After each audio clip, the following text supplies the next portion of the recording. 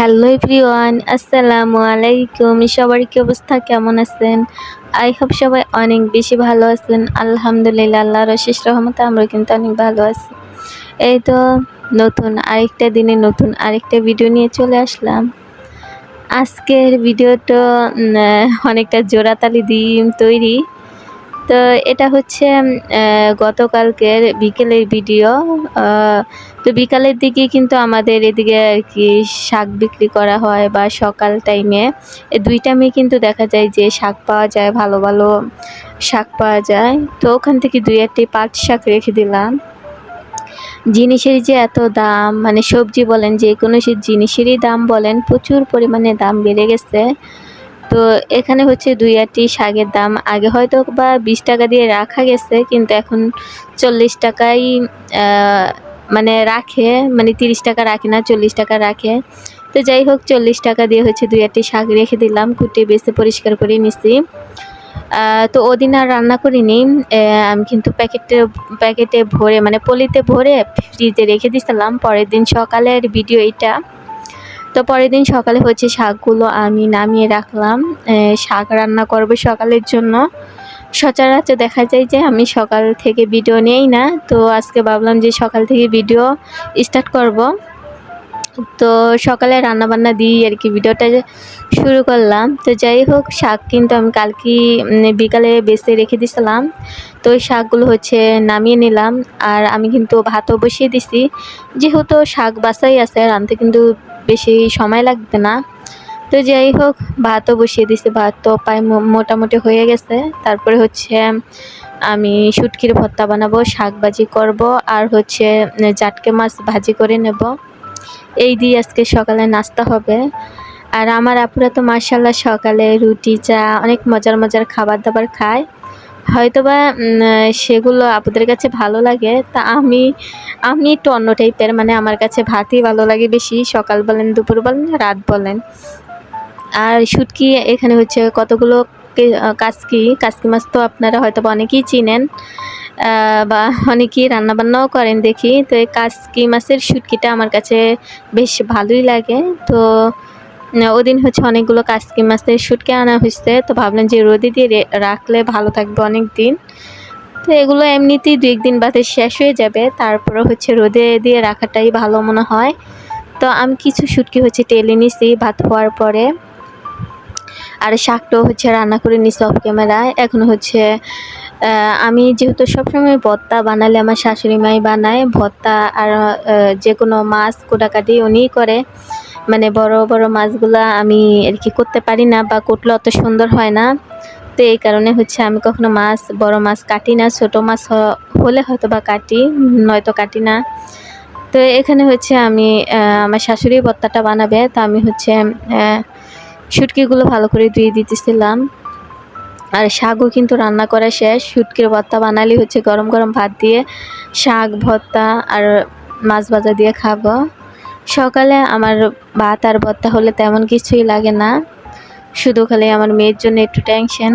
ও হচ্ছে ভাতও খেতে চায় না, নুডলসও খেতে চায় না, মোট কথা বলতে গেলে কোনো কিছুই ও খেতে চায় না। আমি জানি না প্রতিটা বাচ্চাই এরকম করে কি না। মানে ওকে খাওয়াতে গিয়ে মানে 2-3 ঘন্টা হচ্ছে ওর পিছনেই আমাকে থাকতে হয়। হয়তোবা এক নলা ভাত খাওয়াতে আমাকে প্রায় 20 মিনিটের সময় নিয়ে বসে থাকতে হয় আর কি, এরকম একটা অবস্থা। মানে কোনো কিছুই খেতে চায় না।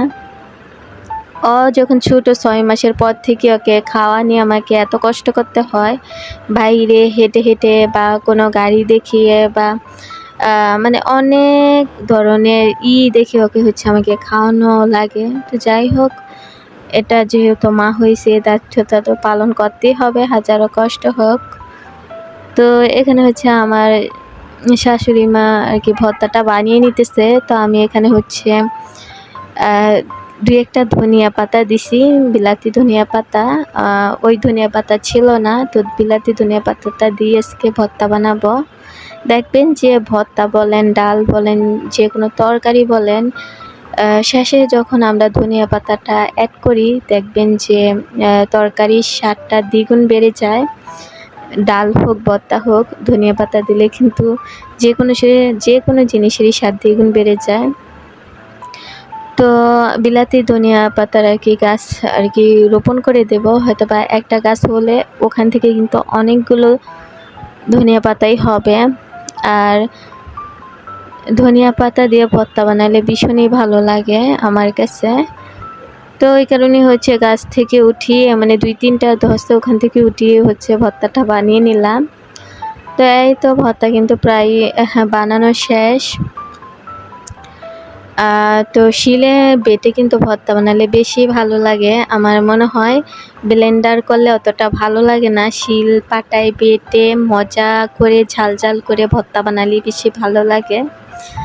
তো এই তো ভর্তাটা কিন্তু প্রায় বানানো শেষ। ভর্তাটাও হওয়ার সাথে সাথে হচ্ছে আমি কিন্তু গরম ভাত রুমে রেখে আসছি বেড়ে, আর হচ্ছে জগ দিয়ে পানিও নিছি। আমি বিশেষ করে বেশিরভাগ জগ দিয়ে পানি নিয়ে অল্প অল্প করে খাই, একসাথে অনেক পানি নেই না। জগের পানি দেখা যায় যে একবেলা আমরা যখন সবাই একসাথে বসে খাই তখনই দেখা যায় যে জগের পানি আরও কিছুটুক থেকে যায়। তারপরে দেখা যায় যে খাওয়ার শেষে আবার বেশি নিয়ে এসে সব কিছু করি, তো ওখান থেকেই বেশিরভাগ পানি খাওয়া হয়ে যায়। তো ওই যে বললাম না, আমি কিন্তু ভাত বেড়ে রাখছি ঠান্ডা হওয়ার জন্য, যেহেতু গরম গরম ভাত। তো এই তো পাট শাকটা কিন্তু অফ ক্যামেরায় রান্না করে নিছিলাম, আর ঝাটকা মাছও ভাজি করে নিছিলাম। প্রথমেই হচ্ছে আমি আমার মেয়ের জন্য বেড়ে নিলাম, পানি ঢেলে ওকে হচ্ছে খাইয়ে দেব। তো প্রথম বলতেছিল যে নিজের হাতে খাবে। তো এটা তো আমার কাছে ভীষণই ভালো লাগলো, কিন্তু পরবর্তীতে হচ্ছে আর হাতে খেলো না, বললো যে আম্মু তুমিই খাইয়ে দাও। তো ওকে হচ্ছে খাইয়ে দিয়ে আগে তারপরে হচ্ছে আমি নিজেও খেয়ে নেব। আর এমনিতে আমার মেয়েটা শাক বলেন, ভর্তা বলেন, যে কোনো সবজি বলেন, কোনো কিছুই খায় না। শুধু একটু মাছ ভাজা হলে দুপুর ভাত খায়। তো এই তো মাছ ভাজা দিয়ে হচ্ছে কয়েক মিনিট ভাত খাবে, এর বেশি খাবে না। মানে শাক নিলে খাবে না, ডালও খাবে না। তো এই তো আজকে সকালের নাস্তায় শাক, তারপরে হচ্ছে ভর্তা, মাছ ভাজি, আর হচ্ছে ডাল। কালকের ডাল ছিল, ওটাকে জাল দিয়ে একেবারে শুকনো শুকনো করে নিচ্ছি। তো অনেক দিনই হয়েছে বৃষ্টি আসে না। তারপরে আজকে দুপুরে আমি আর তেমন কোনো ভিডিও নিইনি, দুপুরে এত ঝুম বৃষ্টি, মানে আর কি বলবো। তো ভাবলাম যে একটু ভিডিও নেই, অনেক দিনই হয়েছে বৃষ্টির ভিডিও আপনাদের মাঝে শেয়ার করা হয় না। তো এই কারণে হচ্ছে বৃষ্টির মুহূর্তটা আর কি ভিডিও করে রেখে দিলাম আপনাদের মাঝে শেয়ার করার জন্য। তো যাই হোক, বৃষ্টি দেখতে কিন্তু আমার কাছে খুবই ভালো লাগে, এই কারণে আপুদের মাঝে একটু শেয়ার করলাম। অনেক দিনই হয়েছে, অনেক গরম পড়তেছিল। তো আজকে হচ্ছে দুপুরবেলা খুবই বৃষ্টি, আর পুরা রুমটা পুরা ঠান্ডা হয়ে গেল। খুবই ভালো লাগতেছিল রুমটা যখন ঠান্ডা হয়ে গেল। বৃষ্টি আসছে, যদি একটু হাত না ভিজাই তাহলে কি হবে। তো যাই হোক, আজকের বৃষ্টি দেখতে দেখতে ভিডিওটা থেকে বিদায় নিতেছি। আল্লাহ হাফিজ।